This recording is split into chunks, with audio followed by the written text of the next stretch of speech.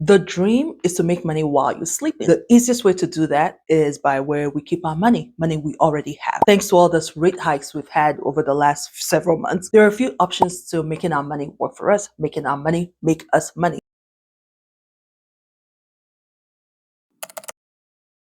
Starting off with the high yield savings account. These are savings accounts that have higher interest rates, higher yield for you. Interest rates from 4 to 5%. Now, with these accounts, the very first thing is to make sure your money is secure regardless of what happens to the bank. I would not use any account if I don't see with my two eyes on the screen, somewhere on that screen, that says that this account is FDIC insured or NCUA, which means the government backs it, the government insures the money you put in up to $250,000. Most of this high yield savings account would be with online banks. Now, the pros of this high yield savings accounts is one, they have higher rates than your traditional savings account. When you think about the fact that with your traditional savings account, you're not even getting 0.5% in interest. You're getting less than 1% in interest. Then it shows you why this is a huge pro. So one, the higher interest rate, which is how your money makes you money. And two, less fees. A lot of these online banks would not have the fees your traditional savings accounts have. If you want additional information on high yield savings account, then check out these two videos that I've already done on high yield savings account. I don't want to spend time on this video discussing what I've already discussed in that video. Another option to have your money work for you, have your money make you money while you're sleeping, is a CD, a certificate of deposit. CDs are a savings account with a fixed rate over a fixed period of time. You have no access to the money until that fixed time period is over, which is known as the maturity date. Should you need your money before the maturity date, or should you withdraw your money before the maturity date, there's usually a penalty or consequences to doing that. A lot of times it would be you lose interest for the maybe last few months, last for whatever month. It all depends on the bank. Usually the longer you keep the money locked in, the longer the term, the higher the rate. Now, I know it's very tempting, if I lock it in for 5 years, I can get, I don't know, 6% or whatever. Just remember, you can't access the money before the maturity date without penalty anyway. The pro of putting your money in this account, choosing this route, is you have fixed rate. There are rumors that rates will be going down in September. This way, this rate stays locked in for however period of time. Another pro is most of these accounts do not have maintenance fees. It's really just here's my money. How much are you paying me at the end of 6 months? All right. You shake hands and then you forget it, right? They're not charging you any maintenance fees or monthly fees. That's just what it is. I give you $50. I'm just using numbers. You have $50 at the end of 6 months. You're giving me 55, and that's now it. The con of going this route is you cannot access this money until the term is up. I feel like I've said this so many times. If you do need a huge chunk of money and you have to make use of that money before the maturity date, now you lose the reason why you got the account in the first place, which is to build you interest. And now you're losing the interest because you need to get the money before the maturity date. That's a con. Another con to not being able to access the money is, you can't take advantage of future better options. For instance, should interest rate go up? Who knows? I think the last 4 years what we've learned is anything is possible, right? So say interest rate goes up and now there are better CDs with higher rates. Let's say I get a 1-year CD at 4.5%. 6 months in, Feds raise the rates, and now I can get a 6-month CD at 7%. I mean, compared to my 4.5,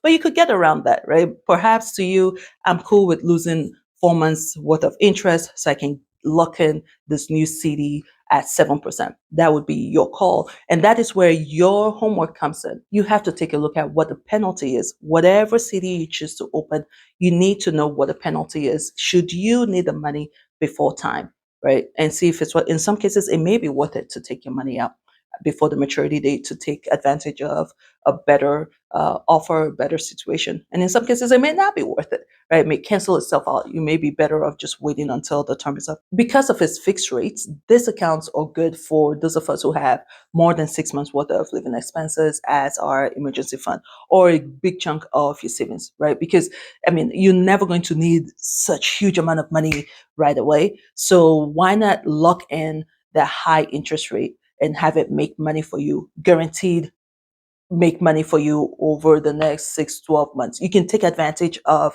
those longer periods, those 12 months CD terms, because chances are you're not going to need that huge chunk of money quickly. And like I always say, you're not going to leave your traditional savings account empty. You can put some money in there for the unexpected expenses, but this would be for the other big chunk that you don't need. You're never going to need that right away, even if you got laid off. You have money to carry you over for a month or two while you then access that. And if there's a penalty, hey, you're laid off. I mean, I think that's justified. But once again, I'm just a regular person on YouTube. So, do what works for you. I'm here showing you how to have your money make you money. The least you can do is hit the thumbs up button. It's a way of telling me you've enjoyed this video and telling YouTube this is a video a lot more people should see.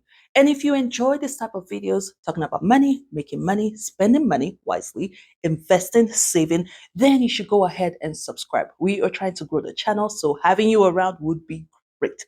But if this is not your kind of video, or you're just not feeling the vibe and this is just a one-off thing for you, then please do not subscribe because you're actually going to hurt than help.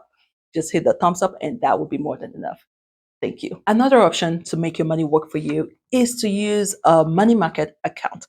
I've had this for so long, I never even really knew what it was for, because when you don't have that much money in the account, you don't see any difference. What is 10% of $2? Doesn't make that much of a difference. A money market account is a savings account with rates similar to that of high yield savings account. But here's the best part. It gives you a checkbook or debit card. So you're getting the high yield savings account with the benefits of a regular checking account. However, there's an however or a but. There's a but. There may be restrictions on how many times you can withdraw or the amount of money you can withdraw.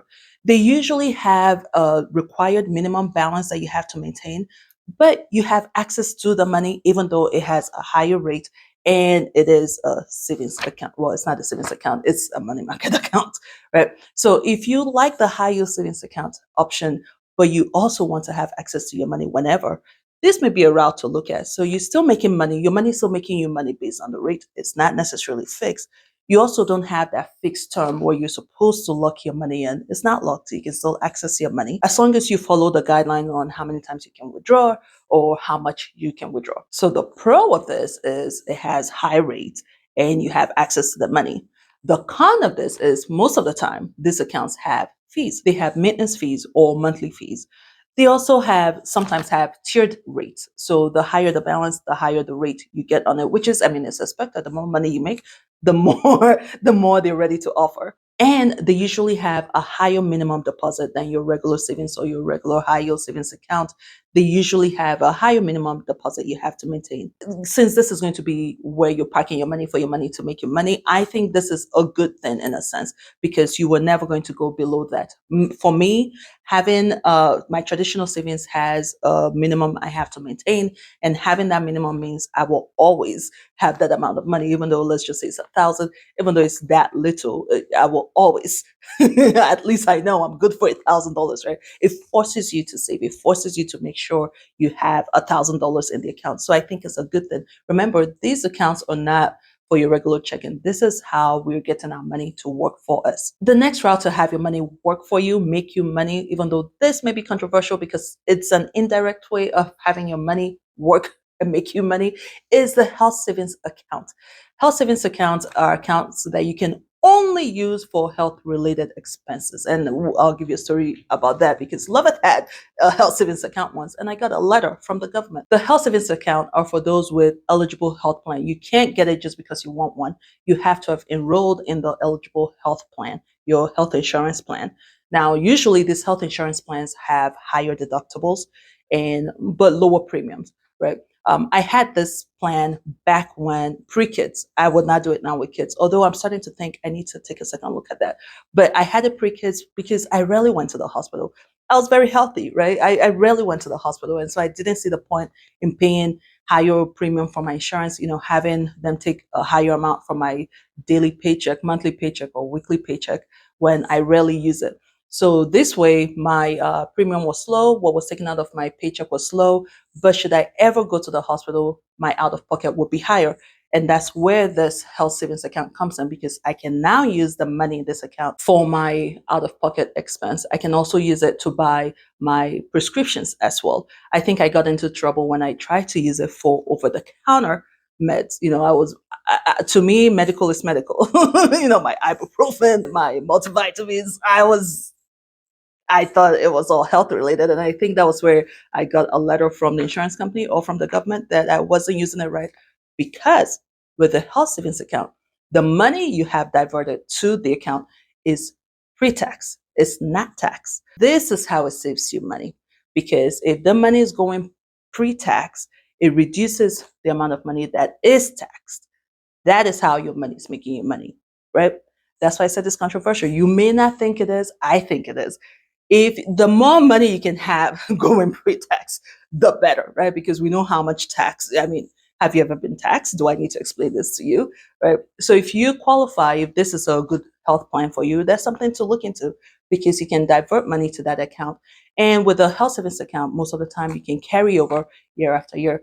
That's why I'm not talking about the FSA. FSA is a flexible spending plan.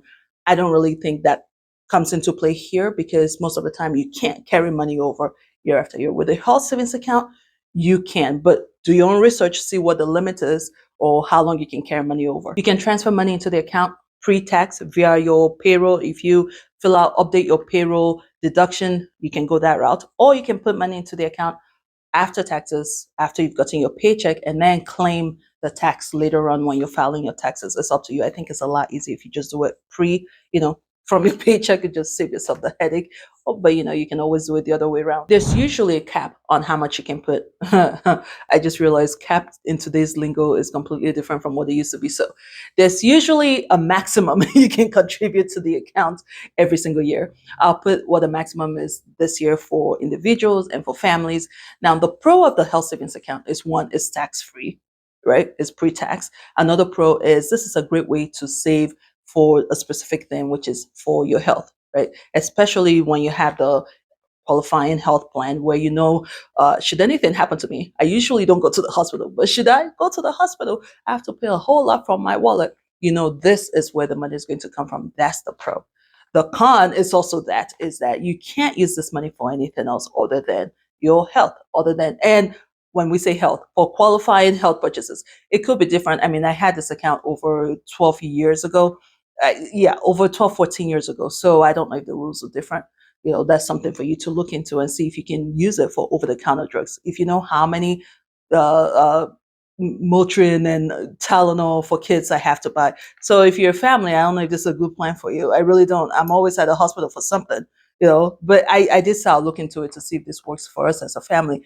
But I don't think it will because, I mean, acute care clinic, we're always there. So I don't think this is going to work for us. We'll have our money make money for us through the other options that we see here. Now, some of these may have maintenance fees. I don't remember mine having a maintenance fee. When it comes to maintenance fees in 2024, no one should be paying for maintenance fee in 2024.